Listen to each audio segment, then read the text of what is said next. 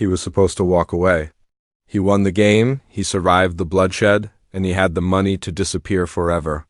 But Gi-hun didn't take the easy way out. Something inside him broke the moment he realized the game was far from over. That people were still dying. That the organization was still running. And instead of running from it, Gi-hun made a choice. He turned around. Not to play again, but to destroy everything. After winning the game, Gi-hun was a changed man, but not in the way the organizers expected. Instead of falling into a life of comfort and silence like the previous winners, he became haunted by every single person he saw die, his mother's death, Sang-woo's sacrifice, S.A. Byok's hope. These memories followed him everywhere. The billions in his account meant nothing. He couldn't spend a single won without remembering the price. Paid in blood, for a full year, Gi-hun disappeared from the public eye. He looked like a ghost, silent, broken, walking through life without purpose. But then came the phone call. The card with the circle, triangle, and square. Left on a train station bench, just like before. This time, though, the message wasn't asking him to join. It was warning him. Stop digging, it said. You won't like what you find. But it was too late. Gi-hun had already made up his mind. He dyed his hair red not just out of rage, but as a symbol of rebellion. He was done hiding. The world needed to know what was happening in the shadows. And he would make sure no one ever had to go through the hell he survived. His first step was to track the money. He never touched most of the prize money, but he used it as bait. He moved large amounts into dummy accounts, triggering attention from the game's watchers. That's when he noticed something strange. His calls were being monitored. His emails rerouted, and even some strangers started following him on the street. One night he confronted one of them, a man in a black suit. When Gihun cornered him, the man simply smiled and said, "We were hoping you'd come back." Before he could ask anything else, the man pulled a pin from his pocket, a small tracker. Blinking red, and swallowed it. The next day, Gi-hun disappeared again. But this time, it was on purpose. He had only one goal now: infiltrate the organization from the inside. He started by meeting past survivors, others who had won, disappeared, and tried to live normal lives. Most were too scared to speak. Some denied ever playing. A few had already died under mysterious circumstances. But one man, a former soldier, agreed to help. This soldier, once a player like Gi-hun, had escaped the island by faking his death during a challenge. He lived off the grid, but had gathered files, footage, and voice recordings, proof that the game was real. With his help, Gi-hun began to map out the connections, from the VIPs to the frontman, to the suppliers who provided the game's deadly setups. Every new clue made it clearer this was bigger than just a game. It was a global network. Entertainment. For the rich, death for the poor. A show where suffering was sold like sport. But as Gi-hun dug deeper, the organization started fighting back harder. His allies began vanishing. His accounts were frozen. Even the soldier who helped him was found dead in a motel, a red circle painted on the wall beside his body. Still, Gi-hun didn't stop. He found an underground hacker group who had once tried to expose the Squid Game years ago. They were small, disorganized, and afraid, but with Gi-hun's story and evidence, they started helping him leak small parts of the truth. Blurry footage of masked guards. A still image of the front man, a short audio clip of a VIP laughing while players died. The internet called it a hoax, a twisted short film, but some believed. And that was enough. Then one day, Gi-hun received another card, no message, just a symbol and a date. He knew what it meant. The next game was starting, and they were inviting him not as a player, but as something else. Gi-hun didn't hesitate. He took the invitation card, stared at it for a moment, then burned it. He knew they were watching. That's exactly what he wanted. They thought they were pulling him in again like a... But this time, Gi-hun had already cut the strings. His next move?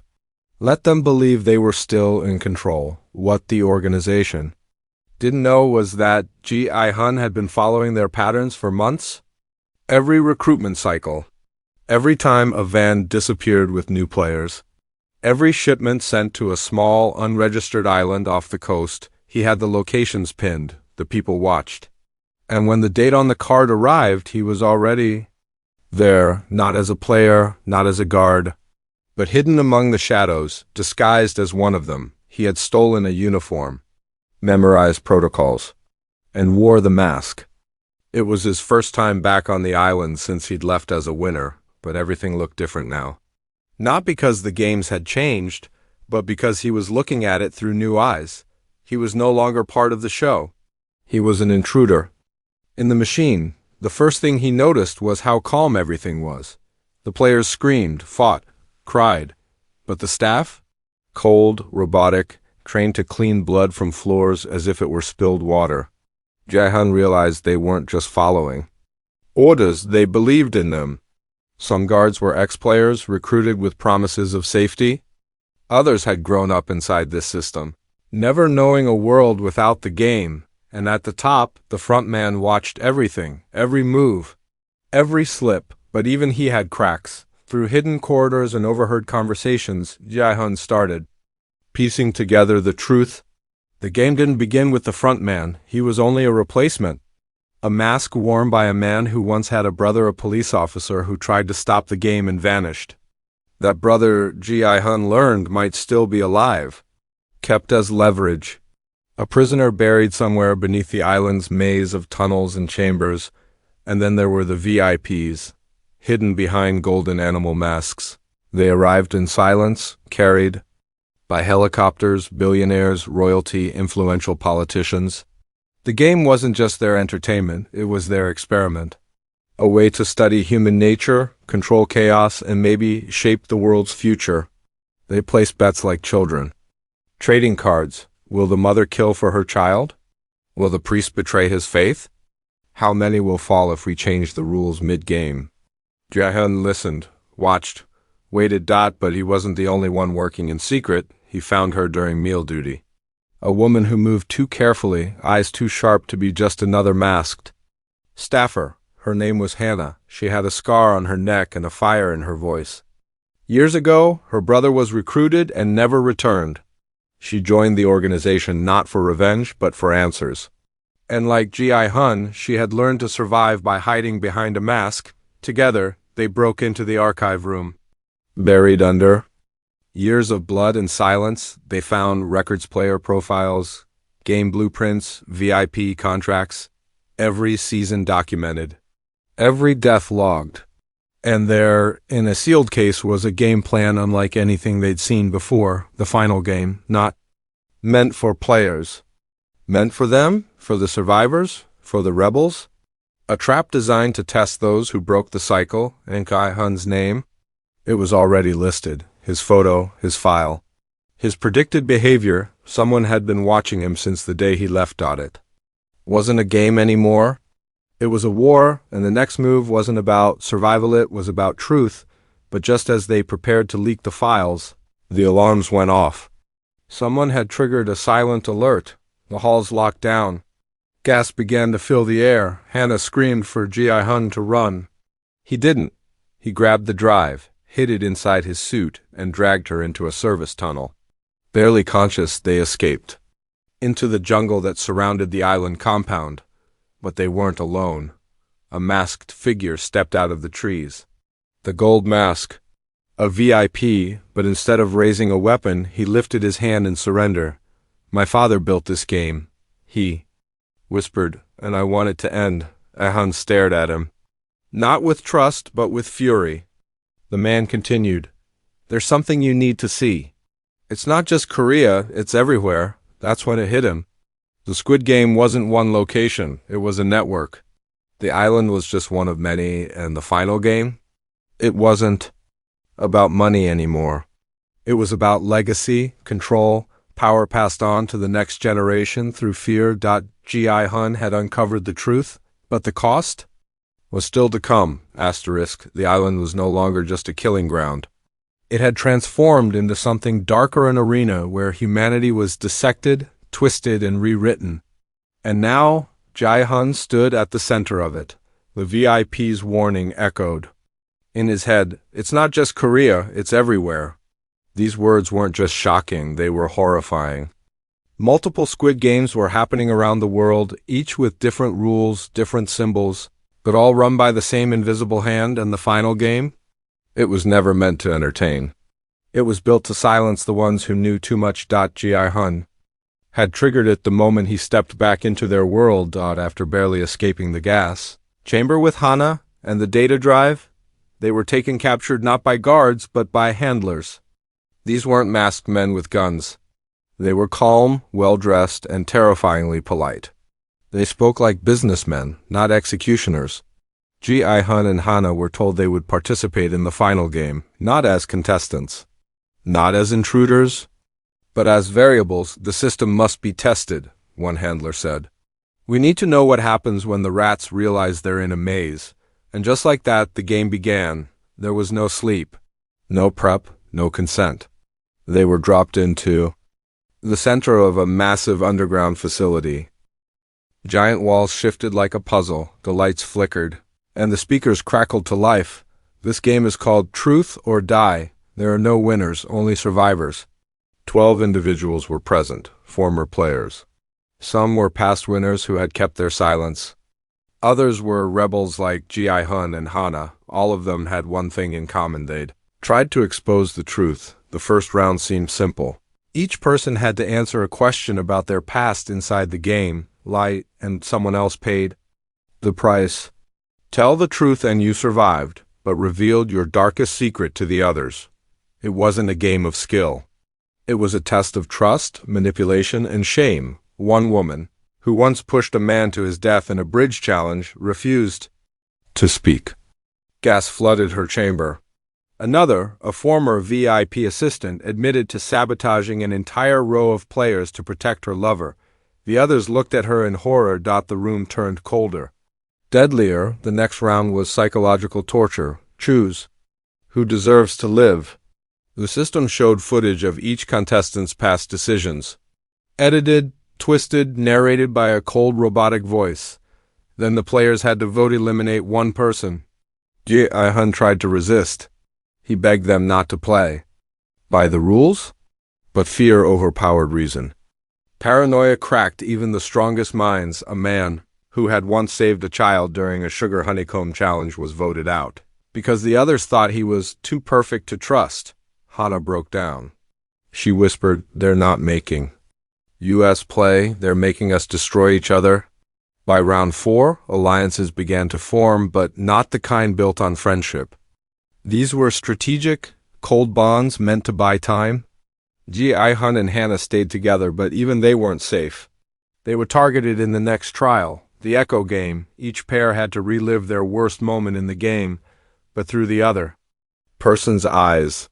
Projected on the walls were clips, screams, and bloody memories. Gi-hun saw himself walking away from Sae Biok. Hana saw her brother begging her not to join. Both broke down, but the front man was watching. Always watching. And then he stepped into the room, face uncovered, older, wearier, but still in control. He addressed them directly. You all want justice. You all think you're the heroes. But you forget you chose to be here, even you, Gi-hun. You didn't come back to save anyone. You came back because you wanted revenge. The lights flickered. On the screen appeared Gi-hun's own choices. The moment he took the card again. The moment he followed the handlers. The moment he watched someone die and didn't intervene. It hit him. The final game wasn't just about punishment. It was about reflection and the final challenge. A vote. If more than half the players agreed to end the game, they'd all be released. Just like in the first season, but there was a catch. One person had to volunteer to die for the others to go free. A familiar dilemma. One that now had real consequences. Gi-hun stood up, bleeding, exhausted, and for a second silence filled the room. His voice cracked. If I stay alive, this game continues. If I die, maybe it ends, but I'm done playing. You can make your choice, but I've already made mine. He stepped toward the red exit door, the same type he saw on the first day. Years ago. No guard stopped him. No guns fired. The screen went black. Asterisk, the door closed behind him. Silence. No bullets. No alarms. No applause. just the weight of his footsteps echoing down a narrow, dark corridor, one that seemed to stretch forever. Every step Gi-hun took felt heavier than the last, like the walls themselves were judging him. Then came the light. He entered a circular room. Pure white, clean, empty except for a single chair in the center, facing a massive screen. As he sat down, the screen flickered to life, but it wasn't the front man. It wasn't even one of the masked VIPs. It was a child, a recording. A young boy, no older than 8, playing a game alone in a quiet, empty schoolyard. He was drawing lines in the dirt. A square, a triangle, a circle, the symbols of the game. A voice spoke from the background, calm, male, gentle. You think this began with monsters? But it began with children, with the simple joy of winning, the fear of losing, the need to control something, anything.